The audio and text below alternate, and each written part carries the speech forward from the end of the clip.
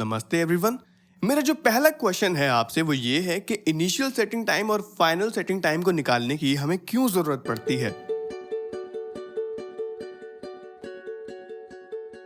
देखिए, जैसे ही हम सीमेंट में पानी मिलाते हैं ना, तो जो उसकी कंसिस्टेंसी है वो समय के साथ साथ कम होती चली जाती है और जो उसकी स्ट्रेंथ है वो बढ़ती चली जाती है। और आपने ये भी नोटिस किया होगा कि वो एक प्लास्टिक फॉर्म से सॉलिड फॉर्म में ट्रांसफॉर्म होना शुरू हो जाता है समय के साथ साथ।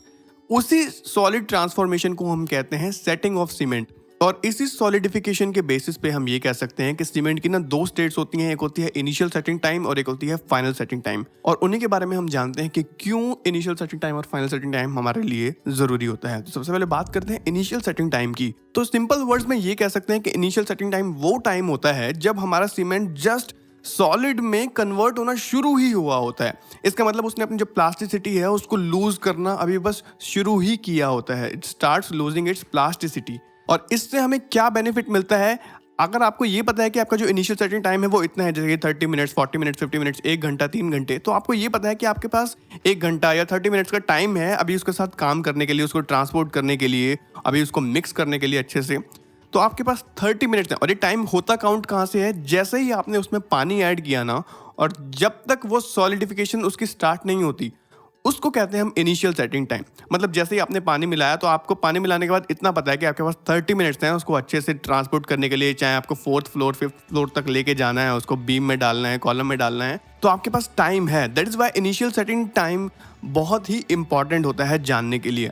अब आपको पता हो तो हमने बात करी थी जिप्सम के बारे में। जिप्सम क्या करता है, जिसमें अगर हम उसको सीमेंट में ऐड करें तो वो जो इनिशियल सेटिंग टाइम है उसको डिले कर देता है। तो जितना हम उसको ऐड करेंगे उतना ही ज़्यादा वो इनिशियल सेटिंग टाइम को डिले करता जाएगा। अब इनिशियल सेटिंग टाइम जो है उसको हम कैसे कैलकुलेट करते हैं, उसके लिए हमारे पास सेम ऑपरेटस आता है, उसका नाम है विकेट्स ऑपरेटस, जिससे हमने स्टैंडर्ड कंसिस्टेंसी फाइंड आउट करी थी। इस विकेट्स ऑपरेटस में हमें क्या करना होता है, देखिए आपने जो स्टैंडर्ड कंसिस्टेंसी निकाली थी पी पिछले लेक्चर में, उस पी का जो 85% वाटर है उसको हम मिलाते हैं 300 ग्राम सीमेंट में। मतलब जो स्टैंडर्ड कंसिस्टेंसी आई थी अब उसकी 85% कंसिस्टेंसी वाली पेस्ट हम बनाएंगे और उसको सेम विकेट ऑपरेटस के जो विकेट्स मोल्ड होता है उसमें हम फिल कर देंगे। फिल करने के बाद उसको ऊपर उसको टॉप तक फिल कर देंगे और उसको लेवल कर देंगे। और सेम हमारी नीडल है जो स्क्वायर नीडल थी 1 mm × 1 mm वाली, उसको जस्ट टच करा देंगे उस सरफेस से और एकदम से जो हमारा प्लंजर है उसको रिलीज कर देंगे। लेकिन इससे पहले आपको क्या करना है कि जैसे ही आपने उस पेस्ट में पानी मिलाया था ना, उसी समय आपको स्टॉप वॉच ऑन कर देनी है। जैसे ही आप स्टॉप वॉच ऑन कर दोगे, आप सीमेंट पेस्ट को उस मोल्ड में भरोगे, उसके बाद वो नीडल टच कराओगे, टच कराने के बाद उसको नीचे ड्रॉप करोगे, एकदम से रिलीज कर दोगे। जैसे रिलीज करोगे तो आपको ये नोटिस करना है कि कितने mm जो उसकी पेनिट्रेशन है वो हुई है। तो जो डिजायरेबल रिजल्ट्स आते हैं वो आते हैं 33 mm to 35 mm के बीच में। अगर आपने जैसे ही नीडल ड्रॉप करी और आपकी रीडिंग आ गई 33 mm to 35 mm के बीच में, तो आपको स्टॉप कर देनी है अपनी स्टॉप वॉच और देखना है कि कितना टाइम लगा उस रीडिंग को आने में। अगर उससे पहले आपकी रीडिंग जो है उससे ज़्यादा आ रही थी तो आप क्या करोगे कि ये जो मोल्ड है ना ये मूवेबल होता है।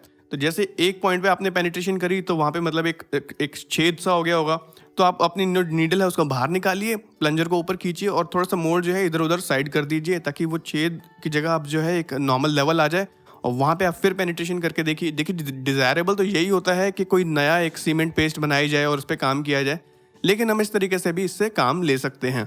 तो ऐसे ही जगह जगह आप पेनिट्रेशन करते रहिए समय के साथ साथ, कभी 5 मिनट बाद या 2-2 मिनट के गैप पे या 5-5 मिनट के गैप पे। जैसे ही आपको 33 to 35 mm जो है रीडिंग है एकदम से मिले, आप स्टॉप वॉच को वहीं रोकिए और आपका इनिशियल सेटिंग टाइम जो है वो नोट हो जाएगा। और इस टेस्ट को परफॉर्म करना है 90% ह्यूमिडिटी में। आई होप आपको समझ आ गया होगा कि जो इनिशियल सेटिंग टाइम है वो कितना इंपॉर्टेंट है हमारे लिए। Now let's talk about final setting time. आपको पता है इनिशियल सेटिंग टाइम वो होता है जैसे सॉलिडिफिकेशन जो है वो स्टार्ट हुई तो वो हो गया IST initial setting time. Final setting time वो होता है जो वो सॉलिडिफिकेशन प्रोसेस जो है वो जब खत्म हो जाती है, मतलब जो प्लास्टिसिटी है सीमेंट की कंप्लीटली खत्म हो जाती है। अब आप वो जो शेप में डालना चाहते हो अब वो कभी भी वो शेप में नहीं आएगा, क्योंकि वो जो शेप आपने पहले उसको दी थी वो उसने गेन कर ली है।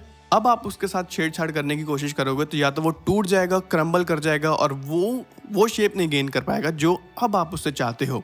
तो उस समय को हम कहते हैं फाइनल सेटिंग टाइम। अब ये क्यों हमारे लिए ज़रूरी है, देखिए सीमेंट ने अगर अपने आप एक शेप को जो है वो गेन कर लिया जो आप उसे गेन करवाना चाहते थे, तो जो भी आपका मोल्ड है या शटरिंग है वो आप उसके बाद हटा सकते हो। मतलब उसने जो आउटर जो एक सॉलिड की शेप में आना था वो अब आ गया। अब जो उसकी इनर स्ट्रेंथ है, इनर मैकेनिकल स्ट्रेंथ जो है, अब उसकी जो गेन होना है वो अपने आप जो है स्टार्ट हो जाएगी। अब आपको कुछ नहीं करना, बस क्यूरिंग करनी है 28 दिन तक, और आप उसको वैसे का वैसे ही रहने दो, ना उस पर कोई लोड डालो। और अगर आप लोड डालोगे तो वो जो है क्रम्बल कर जाएगा। तो आपको बस इतना पता है कि आपको शटरिंग जो है वो हटा लेनी है। इसका ये जो मेन पॉइंट है वो यही है। अब अगर आपको नहीं पता होता कि जो फाइनल सेटिंग टाइम है वो कितना है, तो आप बैठे रहते 2 दिन, 3 दिन, 4 दिन, 5 दिन कि कब वो सेट होगा, उसकी जो स्ट्रेंथ आएगी तब जाके मैं अपनी शटरिंग हटाऊं। यहाँ से क्या हुआ, आपको पता चल गया आपका 10 घंटे का टाइम है या 6 घंटे का टाइम है फाइनल सेटिंग का, तो आपने 6 घंटे इस पे काम किया, एक बीम पे हटाया उसको, दूसरी बीम पे गए, वहाँ पे शटरिंग लगाई, काम किया, फिर दूसरी बीम पे गए। इस तरीके से आपकी जो कंस्ट्रक्शन स्पीड है वो बढ़ गई, आपका टाइम बच गया, राइट। और ये कितना इंपॉर्टेंट है, 2 फैक्टर्स हमारे लिए कंस्ट्रक्शन में, राइट। अब इसको परफॉर्म कैसे करते हैं, इसको भी परफॉर्म करते हैं हम विकेट्स अपरेटस पे। विकेट्स अपरेटस में क्या करते हैं हम, सेम आपको पेस्ट लेनी है, 300 ग्राम सीमेंट लेना है और 85 पी वाली कंसिस्टेंसी की पेस्ट बनानी है। उसको फिल करना है पूरे विकेट्स मोल्ड में, टॉप तक स्मूथ करना है। अब यहाँ पे एक चीज़ है वो जो चेंज हो गई है।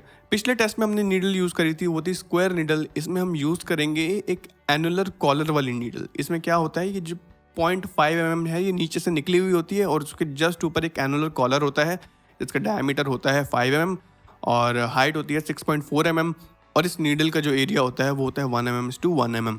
इसको जस्ट आपको टच कराना है सरफेस से, और जैसे ही आप इसको रिलीज करोगे, अगर ये जो हमारा एनुलर कॉलर है, जैसे ही आप इस प्लंजर को रिलीज करते हो और ये जो एनुलर कॉलर है इसकी जो छाप है वो हमारी सीमेंट में नहीं पड़ती, इसका मतलब हमारा जो सीमेंट है वो फाइनल सेटिंग टाइम पे पहुंच चुका है।